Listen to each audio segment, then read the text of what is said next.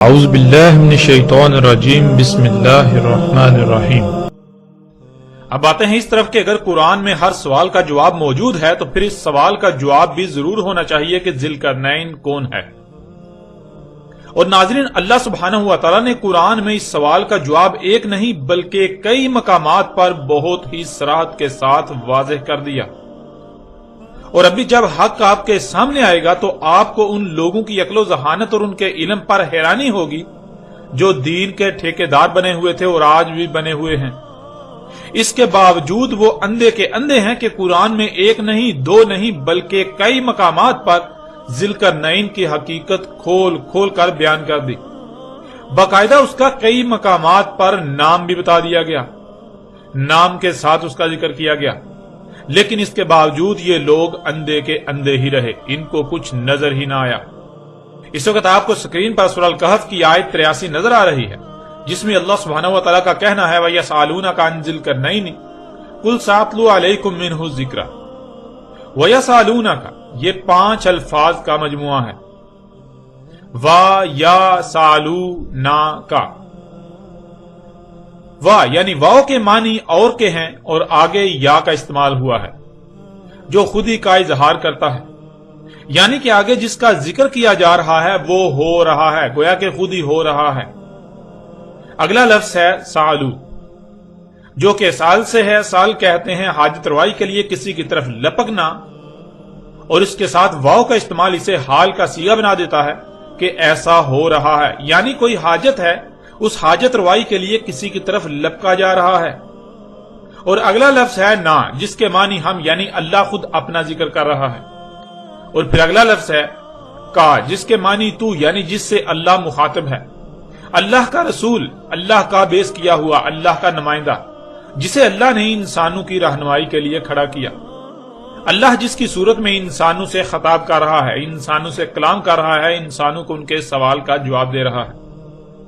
اب آتے ہیں ناظرین اس پورے لفظ کی طرف، وَيَسْأَلُونَكَ، اور یہ جو حاجت روائی کے لیے لپکا جا رہا ہے وہ ہماری طرف لپکا جا رہا ہے، ہماری طرف سے تو ہے، تو ان کی حاجت روائی کر، یعنی ان کے سوال کا جواب دے۔ ناظرین ذرا غور کرے، اگر کسی کے پاس علم ہی نہیں تو کیا آپ اس کے پاس اپنا سوال لے کر جائیں گے؟ جو آپ کی حاجت روائی کر ہی نہیں سکتا اور آپ کو علم ہو تو کیا پھر بھی آپ اس کی طرف لپکیں گے اپنی حاجت روائی کے لیے؟ نہیں، بالکل نہیں، بلکہ آپ اسی کی طرف لپکیں گے جس کے بارے میں آپ کا گمان ہوگا کہ یہ آپ کی حاجت روائی کر سکتا ہے، یہ آپ کے سوال کا جواب دے سکتا ہے۔ اب ناظرین ذرا غور کریں کہ پہلی بات، قرآن اللہ کا کلام ہے، یعنی اس قرآن میں جو کچھ بھی ہے یہ اللہ کی اول تا آخر تمام انسانوں سے کی ہوئی گفتگو ہے، جسے اللہ سبحانہ و تعالیٰ نے اس قرآن میں آیات کی صورت میں بطور تاریخ درج کر دیا۔ آیات آیت کی جمع ہے، اور آیت کہتے ہیں پوری شے کا چھپے ہوئے ہونا سوائے اس کے چھوٹے سے حصے کے، چھوٹے سے پہلو کے۔ وہ جو چھوٹا سا حصہ، تھوڑا سا حصہ، چھوٹا سا پہلو سامنے ہوتا ہے اسے عربی میں آیت کہا جاتا ہے۔ جب آیت میں غور کیا جائے، اس کی گہرائی میں جایا جائے تو کیا چھپا دیا گیا تھا وہ سامنے آ جائے گا، یعنی آیت بین ہو جائے گی۔ اب ناظرین آپ خود غور کریں کہ قرآن میں کس کی آیات ہیں، یہ آیات کس نے اتاری؟ کیا اللہ کے علاوہ کوئی اور ایسا ہے جس کی یہ آیات ہوں؟ نہیں، بالکل نہیں۔ قرآن میں اللہ کی آیات ہیں، اللہ نے سب آیات اتاری۔ ناظرین جب یہ آیات اللہ کی ہیں تو پھر اللہ کے علاوہ کس کو علم ہو سکتا ہے کہ اللہ نے ان آیات کے پیچھے کیا چھپایا ہے؟ جو نظر آ رہا ہے اس کی اصل حقیقت کیا ہے؟ اللہ کے علاوہ کون ہے جو ان آیات کو بیان کر سکتا ہے، یعنی ہر لحاظ سے کھول کھول کر واضح کر سکتا ہے۔ جب یہ اللہ کی آیات ہیں تو اللہ کے علاوہ کوئی بھی یہ جواب نہیں دے سکتا کہ ان آیات کے پیچھے کیا چھپا دیا گیا، ان آیات کی اصل حقیقت کیا ہے، ان آیات کو بیان کیسے کیا جا سکتا ہے۔ اور اسی وجہ سے اللہ سبحانہ وتعالیٰ نے اس آیت کے شروع میں ہی کہا کہ یہ جو سوال کیا جا رہا ہے یہ سوال ہم سے ہے، یعنی یہ سوال اللہ سے کیا جا رہا ہے، صرف اور صرف ہم ہی یعنی اللہ ہی اس کا جواب دے سکتا ہے۔ اور ہم یعنی اللہ کون ہے اور ہم یعنی اللہ کیسے جواب دیتا ہے، اسی کا اللہ سبحانہ و تعالیٰ نے آگے جواب دے دیا کہ تو ہماری طرف سے ان کے سوال کا جواب دے، یا یہ بھی کہہ سکتے ہیں کہ اللہ کہہ رہا ہے ہم تیری صورت میں ان کے سوال کا جواب دے رہے ہیں۔ اللہ اپنے رسول کو کہہ رہا ہے کہ تو ان کے سوال کا جواب دے۔ ناظرین، اب سوال یہ پیدا ہوتا ہے کہ آخر سوال ہے کیا؟ کون سا سوال ہے جو گویا کہ خود ہی کیا جا رہا ہے، جس کے جواب کے لیے لوگوں کی طرف لپکا جا رہا ہے، یہ سمجھ کر کہ ان کے پاس ان کے سوال کا جواب ہے؟ تو آیت کے اگلے حصے میں یہ بھی بالکل واضح کر دیا کہ سوال کیا ہے۔ ان ذل کرنین، ذل کرنین کے بارے میں۔ کرنین یعنی دو کرن، اور ذل کرنین کے معنی ہے وہ شخص جسے دو مخصوص کرن حاصل تھے۔ یعنی جو سوال کیا جا رہا ہے، جس کے جواب کے لیے کسی کی طرف لپکا جا رہا ہے، وہ سوال دو کرن والے کے بارے میں ہے کہ یہ دو کرن والا کون ہے۔ اب ناظرین ذرا غور کریں، کیا ایسا سوال کیا جا رہا ہے؟ ایسا سوال ہو رہا ہے؟ یعنی کیا ذل کرنین کے بارے میں سوال کیا جا رہا ہے، سوال ہو رہا ہے؟ جب غور کریں گے تو آپ پر یہ بات بالکل کھل کر واضح ہے کہ بالکل گزشتہ کئی صدیوں سے لے کر آج تک انسانوں کی اکثریت کا یہ سوال ہے کہ ذل کرنین کون ہے، اور اپنی حاجت روائی کے لیے اس سوال کے جواب کے لیے ان لوگوں کی طرف لپکا جا رہا ہے جو انسانوں کی رہنمائی کے دعوے دار ہیں۔ اللہ کے علاوہ کوئی بھی نہیں جانتا کہ انسان کو دنیا میں کیوں لایا گیا، اس کے دنیا میں آنے کا مقصد کیا ہے، اور وہ مقصد کیسے پورا ہوگا۔ اس لیے اللہ کے علاوہ کوئی دوسرا رہنمائی نہیں کر سکتا۔ اور اللہ کیسے رہنمائی کرتا ہے، یہ بھی اللہ سبحانہ و تعالیٰ نے قرآن میں کئی مقامات پر بالکل واضح کر دیا کہ تم انسان چونکہ بشر ہو تو تم ہی میں سے کسی بشر کا انتخاب کر کے اللہ اس بشر کے ذریعے انسانوں کی رہنمائی کرتا ہے، انسانوں کے سوالات کے جوابات دیتا ہے، اور اسی کا فائدہ اٹھاتے ہوئے بہت سے انسان بھی انسانوں کی رہنمائی کے دعوے دار بن جاتے ہیں، جو طرح طرح کے القابات سے جانے اور پہچانے جاتے ہیں۔ یعنی وہ زمین پر انسانوں کے درمیان خود کو اللہ کے نمائندے ظاہر کرتے ہیں، خواہ وہ اس بات کا اقرار و اظہار کریں یا نہ کریں۔ انہوں نے اصل کا رستہ روکنے کے لیے ایسے ایسے اصول و قوانین گڑھ کر پھیلا رکھے ہوتے ہیں کہ وہ خود عملی طور پر اللہ کی نمائندگی کے دعوے دار تو بنے ہوتے ہیں، لیکن زبان سے اس کا اقرار نہیں کرتے، کیونکہ اگر زبان سے اس بات کا اقرار کریں گے تو اپنے ہی فتووں کی زد میں آ جائیں گے، اور انسان ان کی پھیلائی ہوئی جہالت کی وجہ سے ان پر ٹوٹ پڑیں گے۔ اور یہی وہ نہیں چاہتے کہ ان کا پردہ چاک ہو، ان کی حقیقت کیا ہے انسانوں کے سامنے آئے۔ یوں وہ زبان سے اس بات کا تو اقرار نہیں کرتے، مگر عملاً اللہ کے نمائندے ہونے کے دعوے دار بنے ہوتے ہیں۔ اور جس معاملے میں انسانوں کی رہنمائی اللہ کے علاوہ کوئی دوسرا نہیں کر سکتا، تو انسان ان لوگوں کو اللہ کا نمائندہ تصور کرتے ہوئے اپنے سوال کے جواب کے لیے، اپنی حاجت روائی کے لیے ان کی طرف لپکتے ہیں اور لپک رہے ہیں۔ اور یہی اللہ سبحانہ تعالیٰ نے اس آیت کے شروع میں کہا کہ یہ جو سوال کے جواب کے لیے، اپنی حاجت روائی کے لیے لپکا جا رہا ہے، انسان اپنی حاجت روائی کے لیے اس سوال کے جواب کے لیے لپک رہے ہیں، وہ ہماری طرف لپک رہے ہیں۔ انسانوں کا سوال ہم سے ہے، یعنی اللہ سے ہے۔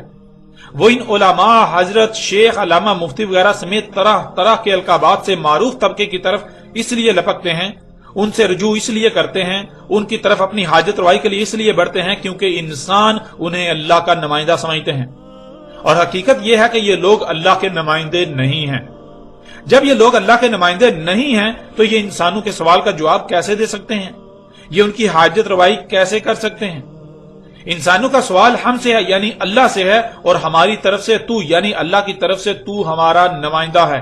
ہم تیری صورت میں ان کے سوال کا جواب دے رہے ہیں، اور وہ سوال ہے دو کرن والے کے بارے میں۔ ناظرین آپ خود غور کریں، اگر یہ لوگ واقعتاً سچے ہوتے، یہ اللہ کے نمائندے ہوتے، تو کیا صدیوں سے چلا رہا یہ سوال آج تک سوال ہی رہتا؟ اگر یہ سچے ہوتے، یہ اللہ کے نمائندے ہوتے، یہ اللہ کے بھیجے ہوئے ہوتے، یہ اہل حق ہوتے، تو یہ سوال نہ رہتا۔ جو جواب اس سوال کا دیا جاتا، دنیا کی کوئی طاقت چاہ کر بھی اس پر اعتراض نہ اٹھا سکتی، اس کا رد نہ کر سکتی۔ مگر حقیقت کیا ہے وہ آپ جانتے ہیں۔ حقیقت پوری دنیا کے سامنے ہے کہ یہ سوال آج تک سوال ہی ہے۔ یہ لوگ اس سوال کا جو جواب دیتے ہیں، خود ہی اس پر اعتراضات بھی اٹھاتے ہیں، اور اعتراضات بھی ایسے کہ پھر خود ہی لاجواب بھی ہو جاتے ہیں۔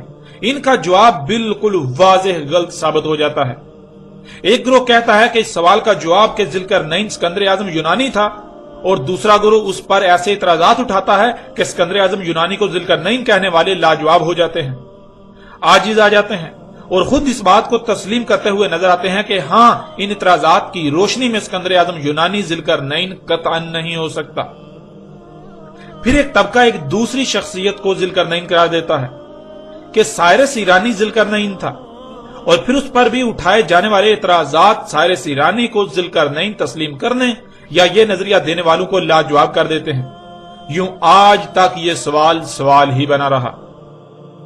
آپ خود غور کریں، اگر یہ علماء، مفتیان، حضرت، شیوخ، علامہ وغیرہ کہلوانے والے یہ سب کے سب لوگ سچے ہوتے، یہ اللہ کے نمائندے ہوتے، تو اس معاملے میں یہ سب کے سب کیسے جھوٹے ثابت ہو گئے؟ جس کو انہوں نے ذوالقرنین ثابت کرنے کی ساڑ توڑ کوشش کی، اسی میں ناکام و نامراد ثابت ہوئے، جھوٹے، بے بنیاد اور غلط ثابت ہوئے۔ تو سوال یہ پیدا ہوتا ہے کہ یہ لوگ اللہ کے نمائندے کیسے ہو سکتے ہیں؟ جب یہ لوگ اللہ کے نمائندے ہیں ہی نہیں تو پھر یہ سوال ان لوگوں سے تو تھا ہی نہیں، کیونکہ یہ سوال تو اللہ سے ہے۔ اللہ کے علاوہ کوئی انسان کی رہنمائی نہیں کر سکتا۔ اس لیے جب یہ سوال ان لوگوں سے تھا ہی نہیں تو پھر یہ لوگ اس سوال کا جواب بھی کیسے دے سکتے تھے؟ کیونکہ یہ سوال تو اللہ سے تھا، یہ سوال تو اللہ سے ہے، اور اس کا جواب سوائے اللہ کے کسی کے پاس نہیں ہے۔ اس لیے سوال کے جواب کا اصل حقدار اللہ ہے۔ اگر اللہ کے علاوہ کوئی بھی اس کا جواب دینے کا دعوے دار بنتا ہے تو لا محالہ وہ مشرک اعظم تو ہو سکتا ہے، اپنی خواہشات کی اتباع کرنے والا اپنی خواہشات کو الہ بنائے ہوئے تو ہو سکتا ہے، مگر اللہ کا غلام ہرگز نہیں ہو سکتا، وہ اللہ کا نمائندہ ہرگز نہیں ہو سکتا، وہ مومن ہرگز نہیں ہو سکتا۔ وَيَسْأَلُونَكَ عَنِ ذِي الْقَرْنَيْنِ قُلْ سَأَتْلُو عَلَيْكُم مِّنْهُ الذِّكْرَ۔ اس آیت کے شروع میں اللہ سبحانہ وتعالی کا کہنا ہے، یہ جو سوال کیا جا رہا ہے، انسان اپنی حاجت روائی کے لیے اللہ کے نمائندے ہونے کے دعوے داروں کی طرف لپک رہے ہیں۔ یہ سوال ان جھوٹے مکار اور اللہ کے شریکوں سے نہیں ہے، بلکہ یہ سوال اللہ سے ہے۔ انسان چونکہ ان لوگوں کو اللہ کے نمائندے سمجھتے ہیں، اس لیے وہ اپنی حاجت روائی کے لیے، اپنے سوال کے جواب کے لیے ان لوگوں کی طرف لپکتے ہیں۔ اس لیے یہ سوال ان سے نہیں بلکہ یہ سوال اللہ سے ہے، اور اللہ تیری صورت میں ان کے اس سوال کا جواب دے گا۔ سوال ہے ذوالقرنین یعنی دو کرن والے کے بارے میں کہ دو کرن والا کون ہے۔ آگے اللہ سبحانہ تعالیٰ کا کہنا ہے، قُلْ سَأَتْلُو عَلَيْكُم مِّنْهُ الذِّكْرَ۔ انہیں جواب دو، کہو انہیں ابھی تلاوہ کر رہا ہوں تم پر اس سے یاد دہانی، یعنی جو تمہیں بلا دیا گیا۔ ناظرین، آگے بڑھنے سے پہلے لفظ ذوالقرنین کے بارے میں جان لینا بہت ضروری ہے، اور پھر لفظ ذوالقرنین کی جو بھی وضاحت کی جائے دیکھنا یہ ہے کہ کیا قرآن اس کی تصدیق کرتا ہے یا نہیں، کیونکہ قرآن العزیز الحکیم ہے۔